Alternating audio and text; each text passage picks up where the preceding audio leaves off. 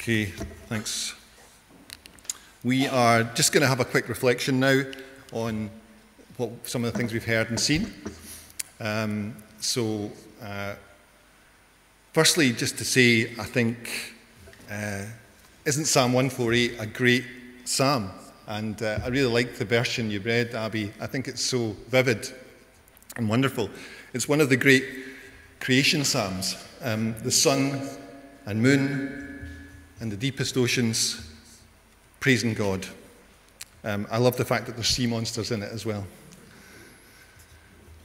But just to relate this to climate justice, in the past year there's been a lot of focus on the state of creation. World leaders met in Glasgow at COP26. You've heard me talk about this quite a lot over the last year to address the impact of climate change. And you know, in the book of Genesis we're told God saw everything he had made, and indeed it was very good. In turn, in this psalm of all creation, we're exhorted to respond with praise to our Creator. I think, you know, even before Genesis was written, our human forebears must have had a strong sense of the magnificence and wonder of creation. As the psalmist reminds us, the heavens themselves tell of God's glory. And all of this should work in harmony together. We too, as humans, are expected to live in harmony. Paul says in Colossians, in him all things in heaven and on earth were created, visible and invisible, thrones or dominions or rulers or powers, all things have been created through him and for him, and in him all things hold together. And yet, we are only too aware that human activity has disrupted that natural order, upset creation's harmony. So climate justice is a faith issue. And this psalm calls us to restore that harmony. And why do we need to do this? Well, we met Janet in our film. We heard about her struggle in Zimbabwe. And you can see some other pictures on the slide here. And if you want to see more about her story, I've got some stuff on the wall and on the table outside. So Janet lives in Zimbabwe. This is her in her field on the bottom right picture. This is her working in the field. And Zimbabwe is, I would say, like a Garden of Eden. You know, it's a rich, fertile, bejeweled land full of water, full of plants, full of mountains. There's lovely mountains. There's the Victoria Falls. But it's poor. And we exploited it. And then Mugabe exploited it, not to get too political here. And we became rich and he became rich. But the people are poor. And they're the most vulnerable to climate change. So that's why we work with Zimbabwe and on this issue. The other person in the picture, in the bottom left, with the baby, holding the baby, is Jessica Wedzi. So we talk about her this Christian Aid Week as well. And she lives with her husband and children. And Janet, if you remember, is an older woman who looks after her grandchildren, and people in her family have died, so she's the main carer. But Jessica has young children. Her husband is ill, though, and unable to work. And she has to look after him as well as the rest of the family. And they have a little bit of land, but it's dry dust because the rains are not coming as expected.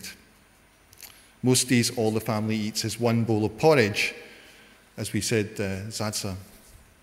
So one day when she was feeling desperate, the story is Jessica set off to see her neighbours to ask them to spare some food. And at the end of the day, she came back home with nothing. Things were just as bad for all of them.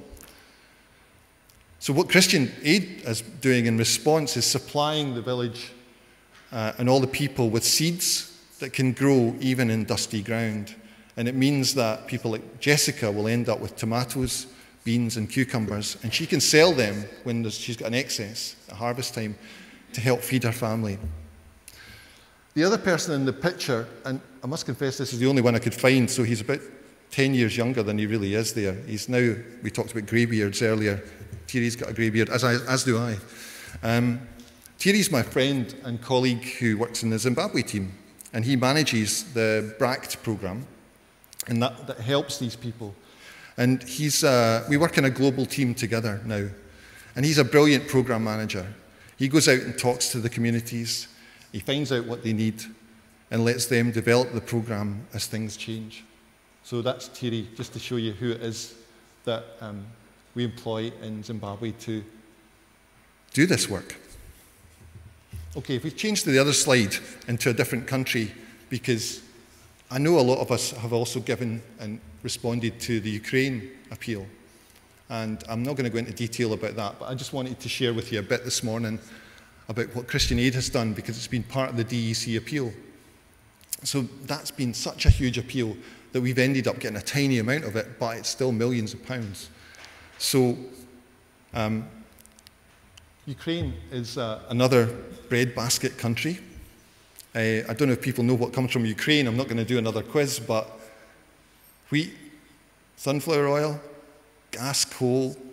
It's got fertile soils. It's got educated people like Zimbabwe. The people are a mixture like Zimbabwe, Tatars, Russians, Ukrainians, but now ravaged by war.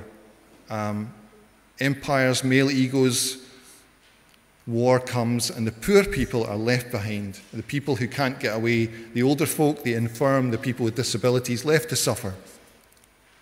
So I've just put a couple of stories up here that our partners that we fund directly, the Hungarian Interchurch Aid, are one because they're right next to Ukraine.